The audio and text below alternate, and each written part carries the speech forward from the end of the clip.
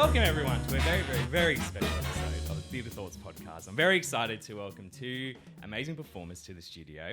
First up, we have a classically trained creative based in Melbourne, graduated from both NIDA and the Melbourne Conservatorium of Music, most recently starred in the critically acclaimed FANGIRLS at the Sydney Opera House, and has extensive experience across musical theatre, cabaret, opera, stage and screen, and with her partner, her creative partner, a musical comedian, actor, writer, and content creator from Melbourne who's garnered over 300,000 followers on TikTok and 12 million likes, a graduate from the Victorian College of the Arts, a composer, lyricist, and performer, creating works such as Baby Bye Bye Bye, and working on shows such as High Pony, Shitwrecked, No Hat No Play the Cabaret, and together, they've been coined by the Herald Sun as the future of Australian comedy. Please welcome Mel O'Brien and Samantha Andrews. Let's go! Let's go. Now, I want that as my alarm to wake up every morning because I'm pretty G'd up in this studio now right now. We will be employing you for the website creation. That was very good. If I could have a copy of that. I will just take that and send it straight to you. Hello. I loved it. And my partner, Samantha Andrew, I'm like, so true though. Yeah. The amount of people we had, remember that person who was like, we made this TikTok about when the Fitzroy Garage Party. Were you across this? No.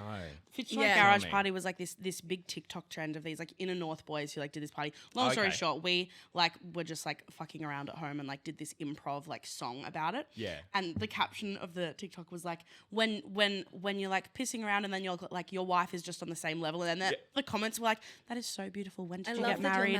I love that you girls are actually in a relationship. Like I thought you were just best friends, but and we're like, let's go with this. Yeah, just roll We with have it. not corrected it. Yeah. We're like, yeah, sex sells. Thanks for having us. Thank you so much. Thank you. That was chaotic. Thank you very much for having us. No, I'm very excited. Very excited. It was just us talking about High Pony, and then I was like, oh, I'd love to have you up on the podcast when you're in Sydney. Well, you're our first podcast as a duo. We've Yeah. never Really? interviewed- We've never. I feel very honoured. Thank you. Yeah. Pop that cherry theatre thoughts. Let's do it. I know. I'm ready. I'm oiled up and ready to go. Okay. But you're obviously not unfamiliar with podcasts. You guys are superstars on Spotify. Oh, maybe we can say that after 10 eps. Yeah. Well, I mean, you're just underneath Joe Rogan, I saw. You know? Now. That was so my dad, classic, he's biggest fan of the pod. He went and listened to all of the podcasts that were above us in the comedy charts. Really? He went, now Samuel went and had a listen to these other pods. And I've got to say, it's not as bright and as sparkly as you and Mel. Some of them are a bit sad, a bit mean. You girls are not mean. Don't be mean. And I went, thank you, Dad. I didn't tell you this. Yeah. At your birthday party, I was in the kitchen with Deb and Chris, Sam's My parents. And Chris literally, identical conversation, goes, now Mel, over the like Kim Petras playing in the background, goes, Mel, now I've listened to the other podcasts up above you. I tell you what, they're not the same. I'm So Chris, cute. I love you. I love that we're for the dads. Yeah. You know, we think we're for the trendy music theatre girls is what I was just about to say. Ew. Keep that in, don't cut Keep it that out. in. We think that we're for like the music theatre kids who pretend they're not, but really, we're for the dads. Well, I mean, the dad story you told about your dad writing from the perspective of the cat just can I tell killed you? me. That story, Yeah. it's the most whack thing. Give context ever. about Yeah. where this So was and you what it can, was. not the plug. You can find this story on the Mel and Sam pod. However, it's in the episode called "We Need to Hold Boomers Accountable for Their Emails." My father wrote, dare I say, like a thesis, like pages. It was so long, wasn't it? Pages and pages and pages of an email to this like pet supplies company from the POV of our household cat Cosmo. So it was like, dear pet, blah, blah, blah, blah, blah. My name is Cosmo. I'm a Burmese cat from Melbourne, and I am severely disappointed with this product. But like, he wrote it in hilarious, flowery language, and it was just outrageous. My dad's such a character. It is so funny. It's great. I loved listening to it. It was so Yeah. good. And I have to be honest, at first, I started listening to it, and I'm not going to lie, I did get it like 5 minutes in, and I went, is this for me? And I was like, pause, and I went, maybe it's not. So I put it aside for a second, and then I came back to it, and I was just like, no, I got to finish this because I really like these. That two episode in performers. particular, or just the pod in No, general? just the first one. Yeah, gorgeous. And then I got back into it, and then I was like, binge. I love that. I listened to it on my So walks. To anyone that's been listening to our pod right now that's going, is this for me? Go over that hump. Get over that hump. Because you just go for it. I think that's what was such a shock for me. Like I haven't listened to like a great deal of podcasts where you guys just say exactly like what's coming off the top Yeah. of your heads. Yep. You Yeah. know? Well, that's the thing. From being knocked down from the beautiful golden 5-star rating on Spotify to 4.9, it is really? telling me we're not for everyone. But we actually are not for everyone, Yeah. and we respect that. 100%. I think it's also beautiful and like almost empowering to go like it's okay to not be for everyone because like nothing's for everyone, Yeah. you know. Yeah. And to go like the people who find the pod or find us and love it, like that's brilliant. I think we have this gorgeous thing that happens where we talk about all the time. We're like we would rather have like the people who are listeners or like fans of our shows or whatever. We would rather them love it Yeah. deeply or aggressively be like that's not for me than like anywhere in the middle of that sort of Okay. like a neutral. smaller, passionate Yeah, a audience. smaller, Yeah. passionate Yeah. audience who's Yeah. going to come back every year is so much more meaningful to us than like global. Even though, of course, like global, like building of an audience would be so slay. Like, like if we had a global audience that was like, yeah, I could take or leave them. Like, Yeah.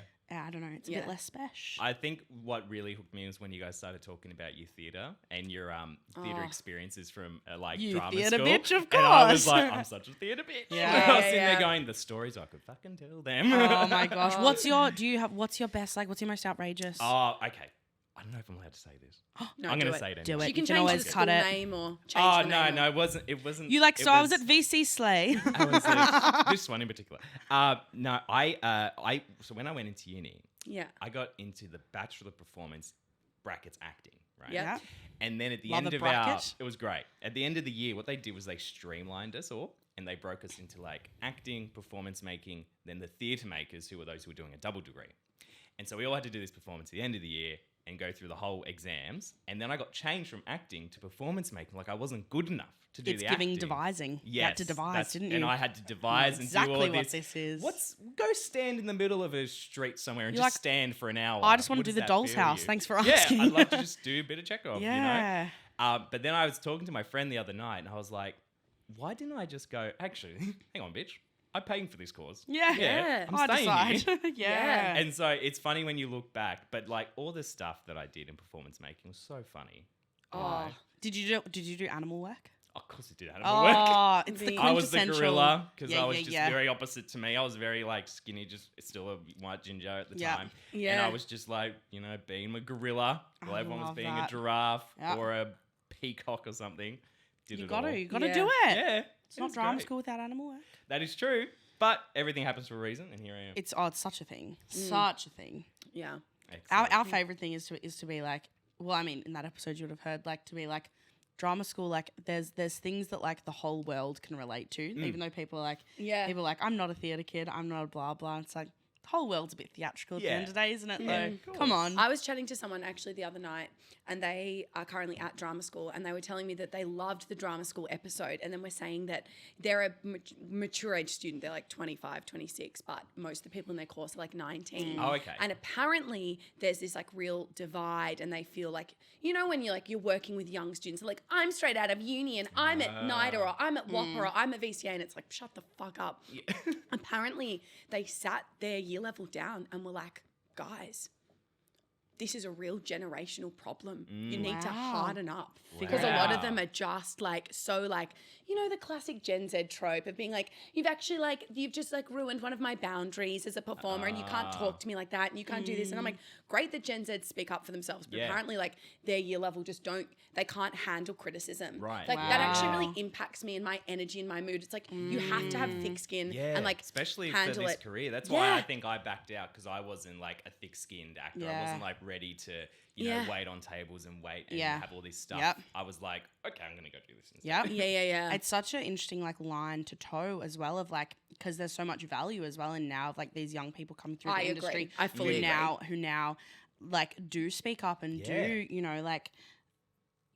go to the people in charge and go actually this is entirely inappropriate that this teacher asks this or says this Yeah. or Totally. because like we've talked about before like things that happen in drama school like there's this odd like expected vulnerability and expected like here's my entire soul which like there's so much rhetoric around like, because that's what's going to make you a good actor. Is Yeah. like coming in and talking about like your dead brother. It's like harming. And it's like, well, it also can be, if it's not dealt like appropriately with, which is why like intimacy coordinators and I like was the rise of all of literally these just about sorts to of say things. that role's popped up probably So in like the last, brilliant. 5-6 years. So I've seen correct. it like listed on every show. Oh and my I had gosh. to ask someone, I was like, is this like new or Yeah. has this always been a role? Just Yeah. no one's mentioned it. I look back on like things done in amateur theatre world of like when there were intimacy scenes and things like that, and you just go, oh my God, you try not to think about it because it's like, it was Yeah. just so incorrect. Like Yeah. to just go, just like go in that room and make out and come back and like tell us what you discover. Is like, probably not, my king. I love it. You know? Let it be known on this mic, I am absolutely so pro Gen Z setting their own Oh, boundaries. Yeah, I I'm know like, that. yeah. Definitely. No, It's just but it's so interesting true. to It's hear a double. that It's flip a of them.